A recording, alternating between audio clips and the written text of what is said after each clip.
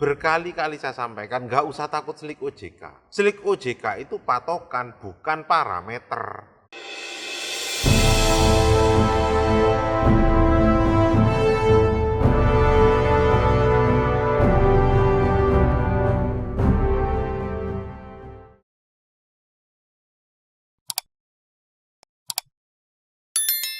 Ya, masih dengan saya, Ahmad Junaidi. Pembahasan saya masih tentang masalah slik OJK. Jadi gini, slik OJK itu adalah suatu catatan yang dikeluarkan oleh otoritas jasa keuangan, di mana pada catatan tersebut itu ada data kredit kita. Jadi ada data kredit kita nih, contoh nama saya Ahmad Junaidi. Nah, situ ada kredit saya ini itu ada semua di sana. Itu.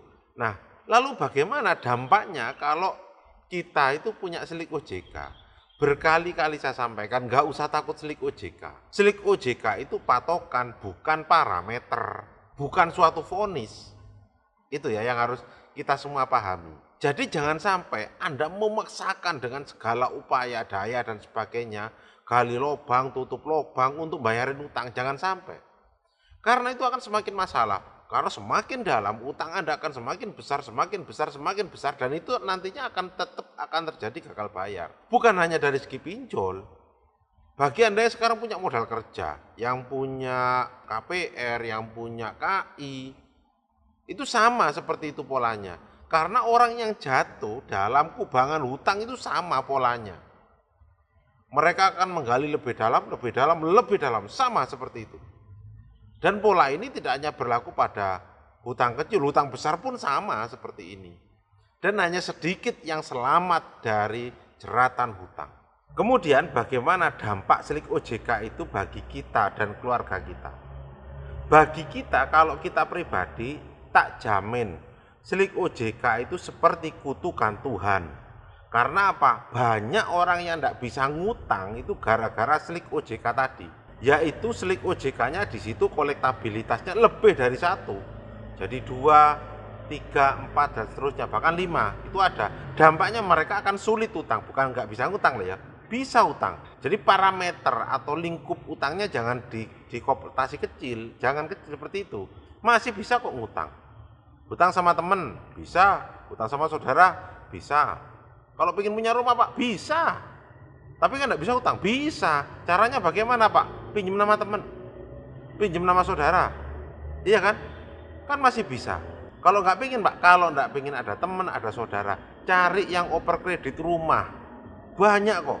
Apalagi di musim pandemi seperti ini, banyak yang rumahnya dijual, oper kredit, mobilnya dijual, oper kredit, banyak, bisa kok. Yang penting Anda punya kemampuan untuk mengangsur. Kalau tidak bisa ngangsur Pak, itu cerita lain lagi. Nanti saya akan bahas dalam video-video saya selanjutnya. Tetapi yang ingin saya sampaikan, dampak ketika Anda gagal bayar ini, kalau Anda takut karena slik OJK, jangan. Yang Anda ketemui mungkin di jalanan, ketemu orang, tidak apa-apa kok. Ya, tidak apa-apa. Belum tentu orang yang ketemu kita tiap hari, slik OJK-nya itu bagus. Belum tentu, bisa jadi lebih remuk dari kita. Lalu bagaimana dampaknya terhadap keluarga? Dampaknya, kalau slik OJK kita itu jelek, sementara di rumah misalkan, kita tinggal bersama dengan orang tua, maka orang tua pengen ngutang akan kesulitan. Ya, sama dengan orang tua kena slik OJK, kita pengen ngutang nggak bisa, akan tetap dicek slik OJK-nya. Solusinya Pak kalau seperti itu, pisah kakak dong, pisah kakak. Satu rumah kan bisa banyak kakak. Caranya gitu, termasuk apabila sertifikat itu juga bermasalah, pemiliknya yang terkait dengan slik OJK. Sebagai contoh nih, saya ingin utang di bank gitu ya, jaminannya apa? Jaminannya sertifikat orang tua misalnya, di mana orang tua tersebut tinggal satu kakak dengan kita. Atau kalaupun tidak pisah kakak, tapi jaminannya sertifikat. Nah, ternyata pemilik sertifikat tersebut kena BI checking. Karena di sertifikat itu yang sekarang itu kan keluar nama dan tanggal lahir, itu kena BI checking, itu juga akan sama dicek. Nah biasanya ditanya meskipun tidak suatu kewajiban loh. Ini yang punya siapa? Orang tua. Orang tua kena BI checking ya. Jangan-jangan Anda menyelamatkan aset orang tua itu biasanya bank tidak mau. Tetapi itu tidak terlalu urgent sih. Yang penting debiturnya itu slik OJK-nya bagus. Itu kalau mau utang. Tetapi sekali lagi jangan sampai Kalau Anda kesulitan untuk bayar utang, jangan dipaksa, stop. Berarti Tuhan sudah menyarankan Anda untuk stop. Apabila Anda kesulitan untuk bayar utang. Dalam agama sama kok. Orang yang tidak mampu bayar utang disuruh berikan kemudahan. Gitu ya.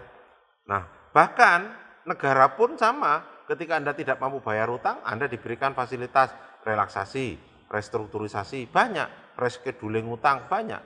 Itu ya, seperti itu. Atau mungkin take over, itu sama. Jadi banyak caranya, banyak strateginya bagaimana Anda menyelamatkan slik OJK Anda. Tapi sekali lagi, kalau toh memang sudah tidak mampu, stop. Jangan dipaksa. Ya, stop. Oke, semoga video ini bermanfaat untuk kita tentang dampak slik OJK bagi kita dan keluarga.